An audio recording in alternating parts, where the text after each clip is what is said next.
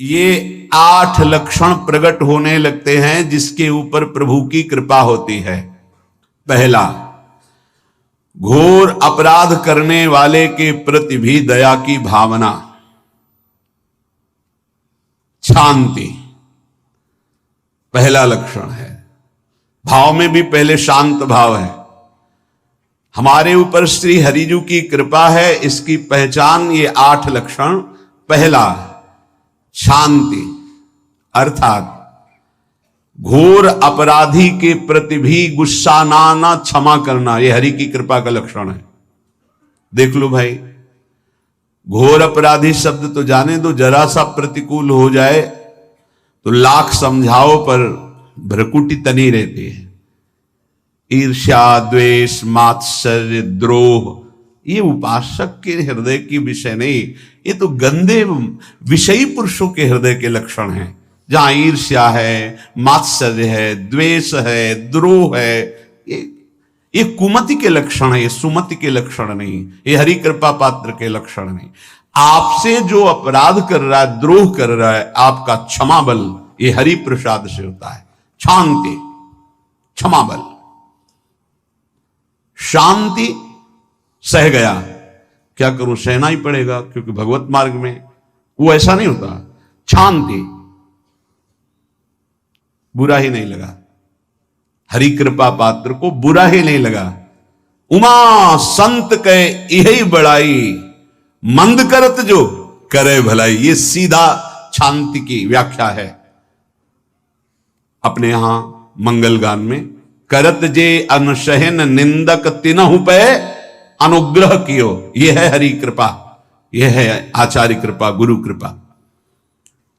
अपराधी पर भी क्षमा का भाव होना, भला ऐसा है, अपराधी पर भी क्षमा का भाव होना, ये हरि कृपा पात्र में ही होगा, अन्य में नहीं। तो अगर अपने हृदय में ऐसा लगे कि ऐसा नहीं है तो हरिजू से प्रार्थना करनी चाहिए कि कृपा करो, मेरे में सामर्थ्य आवे। दूसरा, अनुसूया, वो किसी भी के प्रति कभी भी कोई दोष दर्शन ही नहीं करेगा। दोष कथन, दोष श्रवण की तो बात जाने दो। अनुसूया, दूसरों के गुणों में दोष ढूंढना, ये नहीं होता, हरि कृपा पात्र में ये नहीं था। ये सब भजन के नाश करने वाले, जैसे पहला अपराधी पर क्रोध कर देना, तो माया ने भेजा इसीलिए था कि तुम्हारे साथ व्यवहार ऐसा करे कि तुम क्रोध करो, क्रोध करोगे तुम्हारी ऊर्जा शक्ति नष्ट हो जाएगी, अध्यात्म में जो चलने की थी, और कहीं तुमने संकल्प कर लिया तो भजन शक्ति नष्ट हो जाएगी। तो अगर भजन बल है तो गया, जरूर उसको दंड मिलेगा, पक्का मिलेगा, 100% मिलेगा, लेकिन आप खाली हो गए, ना भजन करने की वृत्ति रहेगी और ना भजन रहेगा, दोनों बात। अनुसूया, किसी के सद्गुणों में दोष देखना, गुणों में दोष ढूंढना, ये हरि कृपा पात्र में नहीं होता। ये बहुत मंगलमयी बातें हैं जिससे हमारा भजन मार्ग पुष्ट होता है। तीसरा, वो बाहर से और भीतर से पवित्र रहता है, हरि कृपा पात्र। शौचाचार का ज्ञान होना चाहिए, वस्त्र आपके पवित्र होने चाहिए, ये बाहरी, जल रज आदि के द्वारा बाहरी पवित्रता, और निष्कपटता, निश्चलता, सत्य भाव, ये अंदर की पवित्रता है। अगर कपट है, छल है, असत्य है तो हृदय मलिन रहता है। भीतर और बाहर से पवित्र रहना, इसमें खास बात क्या है भीतर और बाहर से पवित्र रहने में? भीतर और बाहर से सदैव पवित्र कौन रह सकता है? तो बोले जो पुंडरीकाक्ष भगवान श्री हरि का, प्रियाजू का स्मरण करता रहता है, वो शवायाभ्यंतर शुचि, वो बाह्य और अभ्यंतर दोनों से पावन रहता है। तीसरी जो कृपा का लक्षण है, अर्थात वो सदैव भगवत चिंतन परायण, शौचाचार का पालन करने वाला, बाहर और भीतर से हरि कृपा पात्र पवित्र रहता है। लघु शंका में जल पात्र में रखा जाता है, जनेंद्रिय को पवित्र किया जाता है, फिर हाथ रज से धो के, फिर कुल्ला करके, आचमन करके, पैर धोकर, ऐसे पवित्र आचरण, ऐसे पशुवत व्यवहार ठीक नहीं। कुछ लोग ऐसी गलती करते हैं कि जिसमें शौच हुआ जाता है उसी में बैठकर लघु शंका करते हैं, तो सारे वस्त्र, पूरा शरीर अपवित्र हो गया आपका। अब तो अटैच बाथरूम की व्यवस्था माया ने कर दी है। हमें लगता है कि शौचालय अलग होना चाहिए और स्नान गृह अलग होना चाहिए, थोड़ा ही चाहे भेद हो, अंतराय होना चाहिए पवित्रता के लिए। अब ये शौचालय है, यही स्नान करना है, यही लघु शंका करनी है, तो पवित्रता का निर्वाह नहीं हो पाता। यदि जिस उस जगह आप शौच करते हैं, जो बैठकर उसी पे बैठ के लघु शंका करते हैं, तो आपको पूरा वस्त्र सहित स्नान करना चाहिए पवित्रता के, तभी बुद्धि भ्रष्ट हो जाती है। आपको मंत्र का निरंतर चलना ये कठिन पड़ जाएगा। पवित्रता का निर्वाह करो। देह राग मिटने के बाद एक स्थिति आती है, अवधूत स्थिति, उसमें फिर शरीर की पवित्रता पवित्रता का कोई संबंध नहीं रह जाता।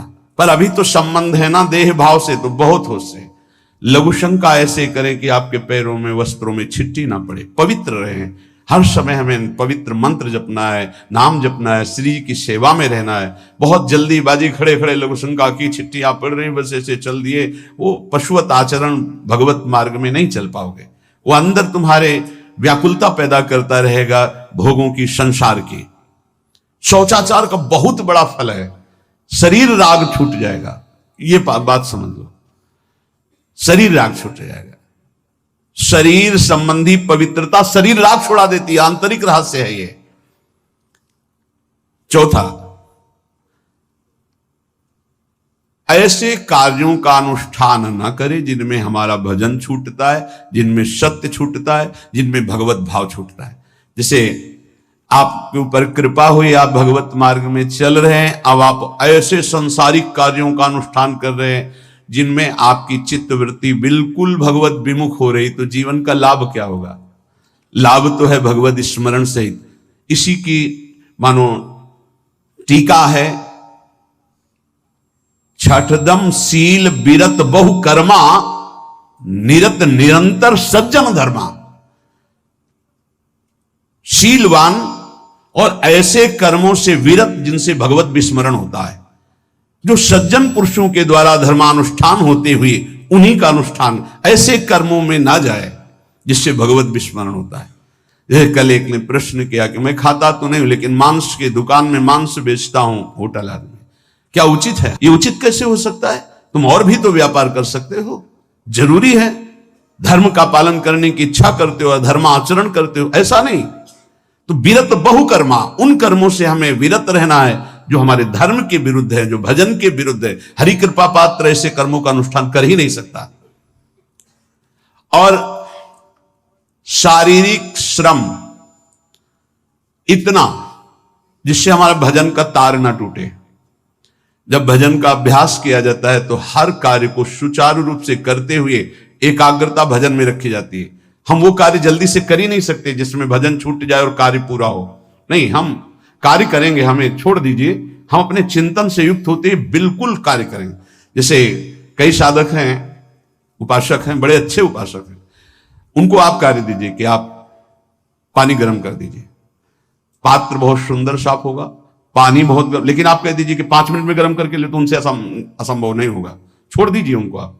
वो मतलब ऐसा कार्य करेंगे प्रशंसनीय, पर वो समय से, उनका एक सिद्धांत है, बहुत अच्छा लगता है। अपने को पता है इससे जल्दीबाजी नहीं होनी। पात्र मार्जन करना है, छोड़ दीजिए, आप उसको टोकिएगा नहीं, आप जल्दी मांझ के, उससे नहीं होने वाला। वो तनिक भी दोष नहीं रहने देगा पात्रों में, पर समय दीजिए, आराम आराम शिव कर। हमें अच्छा लगता है। भगवत चिंतन परायण उपासक की यही वृत्ति होती है। पोछा लगाना है, बिल्कुल बढ़िया लगेगा, लेकिन आपको सर से घुमा दे, वैसा नहीं होगा। आप छोड़िए और जाइए, हटिए, और वो अपने ढंग से लगाएगा और एकदम क्लीन करके। यही उपासक का लक्षण होता है। जो कार्य करेगा सांगोपांग करेगा, पर वो बहुत मस्ती से होगा क्योंकि उसका भगवत चिंतन चल रहा है। अधिक ऐसे जिससे हमारा चिंतन छूट जाए, थोड़ा संयम में आना चाहिए। ये भगवत कृपा पात्र का लक्षण है। अपने भजन का फल देखना भगवत कृपा पात्र की, सबको प्रदान कर देना। हिम्मत है अपने भजन, इतनी मेहनत से किया हुआ भजन, भजन होने के बाद हे प्रभु इस भजन का फल हो, सर्वे भवन्तु सुखिना सर्वे सन्तु निरामयः। यहां तो कहते महाराज एक माला रोज आपके लिए करता हूं कि आपकी बीमारी ठीक रहे, तो शेष किसके लिए करते हो प्रभु? शेष अगर इष्ट और गुरु के लिए तुम्हारा है कि एक माला करते तो फिर इतनी माला करते तो हमें क्या होगा? सब आपको दे देंगे तो हमें क्या होगा? तभी भजन का रहस्य नहीं जाना। सबके मंगल के लिए अपने भजन को समर्पित कर देना। देखो भाई भजनानंदी, भजन में अरुचि होने लगेगी? नहीं होने लगेगी। सुबह से शाम तक पसीना चुआए हम और भजन का फल दे दे सबको, तो इसका रहस्य बताते हैं। सबको जे भी कहा सर्वे भवन्तु सुखिना, तो सर्वत्र विराजमान भगवान वही पलटकर अनंत रूपों में आपके ऊपर बरस पड़ेंगे। ये आंतरिक रहस्य है। हमने जो भजन किया वो एक सीमा में था, जब हमने संपूर्ण विश्व को दे दिया तो असीम बनकर वापस हुआ। ये भाव समझ में, अगर ये भाव लगे तो एकदम लगे हम अपना भजन क्यों दे दें सबको। उस सर्वात्मा में विराजमान जो हमारा प्रभु है उसी को समर्पित कर, सर्वे भवन्तु सुखिना। तो वो सब पलटकर सब जगह से वापस आया, सबका आशीर्वाद आया और वो महान बनता चला गया। ये लाभ है, आंतरिक लाभ है। अगर तुम्हारा भाव ऐसा न बनता हो तो आप प्रभु को तो अर्पित करते ही है ना, तो वही प्रभु सब में विराजमान है। ऐसा भाव करके सर्वात्म स्वरूप भगवान को हमारा भजन समर्पित है। सब रूपों में प्रभु विराजमान है। ये हरि कृपा पात्र का लक्षण चल रहा है। और छठवां, अपने भजन से अपने लिए कुछ भी ना चाहना और दूसरों की तो बात जाने दो, दूसरों से कुछ ना चाहना ये तो ठीक है। अपने भजन से अपने लिए कुछ ना चाहना है हिम्मत। देखो ये हरि कृपा पात्र में हिम्मत होती है। अपना भजन अपने प्रयोग में ना लाना, इसका भी आंतरिक रहस्य है। अपने प्रयोग में आप शरीर को लेकर के बोलेंगे, अगर स्वरूप को लेकर तो प्रयोग की कोई वहां जरूरत ही नहीं। स्वरूप पूर्ण काम है, वहां कोई अभाव नहीं। जब आप कोई भाव अपने लिए करेंगे तो देह भाव होगा। देह भाव से किसी विषय की मांग होगी। विषय पूर्ति भजन का फल नहीं होता, भजन का फल होता विषय निवृत्ति। बहुत जोर की बात है, कैसे समझ में आए? अपने भजन का भी फल अपने लिए नहीं, दूसरों से कुछ चाह रखना तो बात ही जाने दो। भजन से भी कोई अन्य सुख की चाह नहीं। क्या चाहिए? भजन ही बनता रहे, भजन का फल भजन बनता रहे, खूब निरंतर जप करते रहे। सातवां, किसी भी मान सम्मान कीर्ति पद प्रतिष्ठा के मिलने पर हृदय का असंतुष्ट हो जाना, यह हरि कृपा पात्र का लक्षण होता है। प्रणाम नमस्कार जय हो तो हृदय में असंतुष्ट हो जाना चाहिए। कोई किंचन मात्र अभिमान न उदय हो जाए। प्रभु बचाओ, ये माया की चकाचौंध से बचा लो नाथ। कौन सा अपराध बन गया कि आपकी जय की जगह यहां हमको ऐसा सुनना पड़े।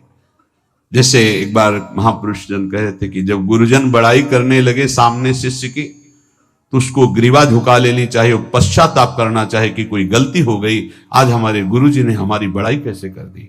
इसका मतलब कोई दोष बन गया, कोई गलती हो गई, और प्रार्थना करना चाहिए कि क्षमा कीजिएगा महाराज, अगर कोई गलती हो तो दंड दीजिएगा, लेकिन ये दंड मत दीजिएगा कि आप हमारी प्रशंसा कर रहे हैं। भगवान इससे बड़ा और कोई दंड नहीं हो, ऐसा महसूस होना चाहिए। सम्मानम कलयाति घोर गरलम, ये हरि कृपा पात्र का लक्षण है। नीचापमानम सुधा, नीच पुरुषों द्वारा किया हुआ अपमान अमृत के समान लगे और सम्मान विष के समान लगे। मान प्रतिष्ठा कीर्ति जिसके लिए बड़े बड़े लालायित रहते, हरि कृपा पात्र को विष की तरह चुभती है। और आठवां, किसी भी प्राणी समुदाय से संबंध ना रखते हुए सब पर दया की भावना, सब पर कृपा की भावना, सब पर करुणा मैत्री पर किसी से ममता नहीं। ये सूत्र बहुत व्यवहार में प्रयोग करने योग्य है, सबसे करुणा और मैत्री, पर किसी से ममता नहीं। करुणा तो करी भरत जी ने, मैत्री भी की मृग से, पर ममता रहित नहीं रहे। ममता कर ली तो अगला जन्म हिरण का हो गया। ममता नहीं रखनी। निर्ममो निरहंकारा। करुणा मैत्री तो करनी है, जैसे इसमें आदेश, गीता में जी आदेश है, अद्वेष्टा सर्वभूतानां मैत्रः करुणैव च, पर निर्ममो निरहंकारा, ये साधक की चतुरता है। प्राणी मात्र पर दया, कृपा, करुणा, मैत्री, पर ममता नहीं। ममता किसी से, और यहां करुणा मैत्री ये तो गायब हो गई, केवल ममता रह गई है। अपने शरीर से ममता, शरीर संबंधियों से ममता, विषय भोगों से ममता, यही जहर है। संबंध में ये ममता ही जहर है, विचारों में अहंकार जहर है, कर्मों में ये आसक्ति जहर है। इसी जहर को मिटा दे तो जीवन मुक्त महापुरुष कर्म करते हुए, विषय सेवन करते हुए, वार्ता करते हुए, विचार करते हुए, बिल्कुल जहर रहित उसका जीवन हो गया। तो ये 8 बातें हरि कृपा पात्र में होती हैं, इनको बार बार सुनना, हृदय में धारण करना। जो भक्त होता है, हरि कृपा पात्र होता है, उसमें ये 5 बातें कभी नहीं जागृत होती, स्फुरित ही नहीं होती। पहला, किसी से ईर्ष्या, दूसरा किसी से घृणा, तीसरा किसी से भयभीत हो जाना, चौथा भजन सेवन नृत्य गायन आदि में लज्जा लगना, पांचवा किसी की निंदा करना, ये नहीं होती। अब जो आगे वर्णन कर रहे हैं उसमें महापुरुषों की पहचान है। सिद्ध महापुरुष 3 प्रकार के होते हैं। एक होते हैं आचार्य कोटि के, सात्विक विचार वाले, एक होते हैं भ्रष्ट आचरण वाले, एक होते पिशाचाचरण वाले, और तीनों सिद्ध हैं। बहुत बड़े महापुरुष पूज्यपाद उड़िया बाबा जी हैं, वही रहस्य का प्रकाश कर सकते थे, अन्यथा बिना ब्रह्मबोध महापुरुष के ऐसा नहीं। तीनों सिद्ध हैं, तीनों भगवत प्राप्त है। सात्विक आचार वाले, जो आचार्य कोटि के होते हैं, एक एक अक्षर शास्त्र मर्यादा के अनुसार चलने वाले, जैसा शास्त्र कहता वैसा उनके आचरण में दिखाई देगा, और वो उससे सिद्ध भगवत प्राप्त महापुरुष हैं, पर उनके आचरण तस्मात् शास्त्रम प्रमाणम थे। दूसरे भ्रष्टाचार, ऐसों को पहचान पाना बहुत कठिन होगा। भेष मलिन, आचरण मलिन, जैसे आप में कोई पुराना हो तो शायद जान पाएगा, भगवान दास नाम के एक संत इसी चौराहे पे रहते थे। ये जो चौराहा है, कभी नंगे पड़े रहते थे, कभी वो पा रहे उनके साथ कुत्ता पा रहा है, कभी नाली का पानी पी रहे हैं, और भगवत प्राप्त महापुरुष थे। इसकी पहचान स्वयं की। कोई चाय रखने गया, उठा के ईंट मार दी, गाली दे दी, दौड़ पड़े, पकड़ पाए तो 10-5 घूंसे थप्पड़ मार दिए, ऐसा उनका व्यवहार था। भ्रष्टाचार,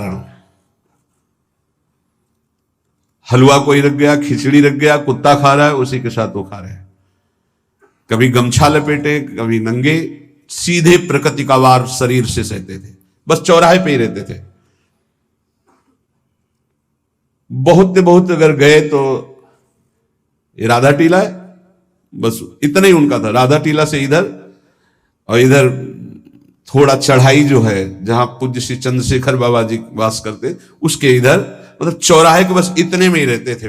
12 महीना 20 साल उनको देखा। तो जब काशी से आए हुए थे तो उनको देखा तो उनकी दृष्टि से लगा कि ये स्थिति प्रज्ञ महापुरुष हैं, पर अपने को छुपाए हुए ऐसी लीला करें। पर उनके कुछ ऐसे आचरण थे जिनसे लगा कि इनकी, हमें लगता है बुद्धि खराब है क्या, मतलब पागलपन का दौड़ा है क्या। ऐसे राधा रमन जी दर्शन करने गए तो जो पुंडरीक जी हैं इनके बाबा, वो उस समय थे, उनके पुत्र जो पुंडरीक जी के पिताजी, वो उनके सहयोग में, तो करुणा कृपा हुई उनकी, उन्होंने देखा। वो तो बाद में परिचय जाना उनका, हमें पता नहीं, तो बाद में परिचय। वो पीत वस्त्र धारण किए हुए वयोवृद्ध एकदम डलिया लाए, राधा रमण जी को निकाल करके अपने को प्रसाद मिला। तो सीधे राधा रमण जी की कृपा का अवलोकन करते हैं और परिक्रमा लगाना। एकदम संकल्प बना, कमंडल में 2 कुलिया रखी, ढक्कन से ऐसे ढक के, और बस मन में आया कि अगर वो बाबा हमसे आते हैं, हमारे कमंडल से कुलिया, सत्य परम सत्य, कुलिया लेते हैं और पाते हैं और फिर रख के चल देते, तो मैं मान जाऊंगा कि प्रभु ये आपके धाम के सिद्ध महापुरुष हैं, आए हुए थे हम काशी से ऐसे। क्योंकि काशी में ऐसी लीलाएं देखी थी बड़े अद्भुत कोटि के महापुरुषों को। आपसे सत्य कहते, वो पेड़ हट गया, रमण रेती में था, बीच रोड में था, चबूतरा बना था, वो ऐसे पड़े थे, वहां के हम बैठ गए, बिजली की तरह उठे, रफ्तार से आए, खड़े हो गए हम बिल्कुल, क्योंकि हमें पता था कि घूसा थप्पड़ इनका प्रसाद होता है। तो हम कहा उस समय, हम कहा अगर हाथ चलाएंगे तो पकड़ लेंगे ना, बिल्कुल पोजीशन में खड़े।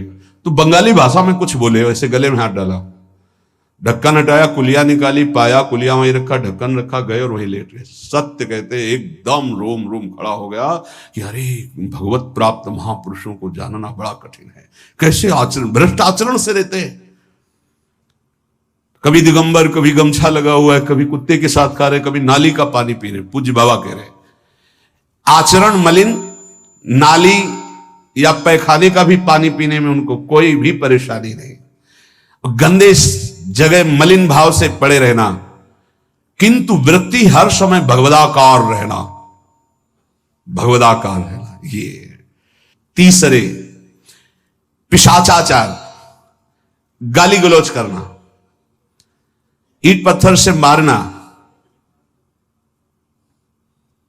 हर मलिन चेष्टा बहुत कठिन है, बहुत कठिन है। ये सब देखने को मिला है भगवत कृपा से तीनों प्रकार के महापुरुषों का। वृंदावन में एक आगंतुक संत आए थे बाहर से, वो रात्रि में हर वृक्ष के नीचे खड़े रहते, पैर सूज गए थे, उनको कभी बैठे और लेटे नहीं देखा, खड़े रहते थे। ये 25 वर्ष के लगभग की बात है। उनको जब देखा तो देखते ही उनकी दृष्टि ऐसी थी ऊर्ध्व, लगा ये तो भगवत प्राप्त महापुरुष है, 45 वर्ष की अवस्था हो, बस खड़े रहते थे, चरण उनके फट गए थे ऊपर से ऐसे खड़े खड़े। रात्रि में एक दिन हिम्मत की, बोलते नहीं थे वो, अरे लार बह रही है ऐसे गंदे कपड़े, महाराज जी आप कृपा करें। उस समय मदन टेर में कि आप आइए, तो से खड़े हो गए। तो आटे के 4 लड्डू हमें मिले हुए थे, तो उनका आप कृपा करके पाइए, पाले। उनका आपका ये जो बाहरी परिवेश है और आपके जो बाहरी लीलाएं हैं, ये बाहरी लोग तो भले न समझ पाए, पर प्रभु मुझे ऐसा अनुभव होता है आप भगवत प्राप्त महापुरुष हैं। रो पड़े हो, कभी हमने उनको ऐसा नहीं देखा, रो पड़े। और उनका ये हमारे गुरुदेव की कृपा है। उनका कब से वृंदावन आप आए? बोले कुछ दिन हुए। बोले वृंदावन की रज का प्रभाव कितना दिव्य है कि अब जाने का मन नहीं होता है, पर आप अब दोबारा हमसे मिलने की चेष्टा मत कीजिएगा, कभी दूर से देख लीजिएगा, पर आप कभी मिलिएगा नहीं। आप भक्त हैं इसलिए आपसे संभाषण कर लिया। ये तो आपने सुना, सुबह की लीला, ईंट चल रही थी उनपे, वो दिगंबर खड़े थे, ईंट मार रहे थे लोग, परिक्रमा वाले लोग उनको ईंट मार रहे थे, कई जगह उनके ईंट लगी। उनको लग रहा था पागल है, नहीं पहचाना जा सकता। 3 प्रकार के महापुरुष होते, एक होते सात्विक आचार वाले, बहुत जो शास्त्रीय आज्ञा वैसे ही अक्षरशः आपको दिखाई देंगे, आचार्य कोटि के, पवित्र शरीर, पवित्र वस्त्र, पवित्र आचरण, एकदम आचार्य कोटि। दूसरे एकदम भ्रष्ट आचरण, समझ ही नहीं सकते आप। तीसरे पिशाच की तरह, समझ ही नहीं सकते उनको। अब लाभ होता है केवल पहले वाले से, सात्विक, तस्मात् शास्त्रम प्रमाणम थे, इससे जनता का लाभ होता है। इन 2 से विशेष हानि हो जाती है, क्योंकि इनके आचरण ऐसे होते हैं, साधु अवज्ञा तुरंत भव, बहुत जल्दी विनाश होता है ऐसे महापुरुषों के अपमान से। सात्विक महापुरुषों के नहीं, अगर उनसे अपमान भी हो जाएगा तो क्षमा करेंगे वो सब। इनको न क्षमा से मतलब है, न पिटाई से मतलब है, इनकी दैवी शक्ति तुम्हारा नाश कर देगी। ऐसे से बहुत, क्योंकि इनको समझ में नहीं आएगा ना। काशी में भी देखा, कुल्हड़ चल रहे हैं सब, और ब्रह्माकार वृत्ति है। लोग समझ नहीं पा रहे हैं, चाहे कि कुल्हड़ जमाए मार रहे हैं उनके ऊपर ऐसे किया, बिल्कुल जो चर्म है प्रकृति को सहते सहते भैंसे का जैसे हो गया मोटा एकदम, और उनके ऊपर मार पड़ रही है, वो मुस्कुरा रहे हैं, चल रहे हैं। उनका गजब हो गया, ब्रह्माकार स्थिति महापुरुष के सामने, ऐसे कुछ समझ ही नहीं पाता। तो कह रहे हैं ऐसे भक्तों से प्रायः सबकी हानि हो जाती है, क्योंकि समझ पाते नहीं कि स्थिति क्या है, और जब उनका अपमान करते हैं, उनको मारते हैं, पीटते हैं, उनका सर्वनाश हो जाता है। वो करते नहीं है, उनका प्रभाव कर देता है, पर सात्विक महापुरुषों से किसी का मंगल नहीं होता। इसलिए समाज का परम मंगल शास्त्र के द्वारा आचरण किए हुए जो सिद्ध महापुरुष हैं उनसे होता है। ये दो प्रकार के महापुरुष जो होते हैं, कई तरह से हानि हो जाती है, आप समझ ही नहीं पाएंगे, आप अपमान कर देंगे, अनिष्ट हो जाएगा आपका, क्योंकि यहां ना क्षमा है ना दंड है, दैवी शक्तियां उनकी सुरक्षा में लगी हुई, वो सर्वनाश कर देंगी। इसलिए बाबा परिचय बता रहे कि अगर तो इनको पागल ना समझा जाए। ये प्रायः जैसे एक बार बताया था कि हरगोविंद जी के पांडाल में रास हो रहा था, एक दिगंबर महापुरुष आए और वो ऐसे खड़े थे पीछे से, चूंकि आरती करने के बाद पीछे राधा वल्लभ जी की गए तो पीछे ही खड़े होना था, तो बिल्कुल पास बूट पहने हुए मारा लात पीछे से, वो मुभरा गिर गए, आराम से खड़े हुए, रास को ऐसे नेत्रों से हल्का सा और बस फिर चल दिए। वो पीछे 10 बार लात मारता गया, वो मुड़ के नहीं देखा किसने मारा, पीछे पीछे हम 10 कदम चले, गजब हो गया, ऐसी स्थिति इस महापुरुष की। और ये बावरा जान नहीं रहा कि अपना सर्वनाश कर दिया हमने, और वो गजेंद्र की तरह मतवाले ऐसे फोगला की तरफ चल के निकले। कैसे समझोगे महापुरुषों को, बाहरी व्यवहार। अभी 10-12 वर्ष की बात है, यमुना के पार ऐसे खो करके रहते थे दिगंबर एक महात्मा, अब है कि नहीं मुझे पता नहीं, पहले यमुना किनारे जाते थे बैठने, तो बस वो चीखते थे राजकुमारी राजकुमार, राजकुमारी राजकुमार, यमुना पार से राजकुमारी राजकुमार, और ऐसे घास नोच नोच के जैसे गाय खाती है ऐसे खाते थे घास, और चिल्लाते क्या थे, राजकुमारी राजकुमार। किसको? प्रिया प्रीतम, राजधानी है ना, तो ऐसे वृंदावन की तरफ खड़े होते ऐसे कहते राजकुमारी राजकुमार। कैसे कोई महापुरुषों को जाने। भगवान कृपा करें कि किसी भी महापुरुष का कभी कोई अनिष्ट हमारे द्वारा ना हो, कहीं कोई अमंगल बर्ताव ना हो जाए। इसलिए परिचय बताया कि आप सोच सकते हैं कि ऐसे भला महापुरुष हो सकते हैं। हाँ पक्का, तीनों प्रकार के महापुरुषों के दर्शन हुए।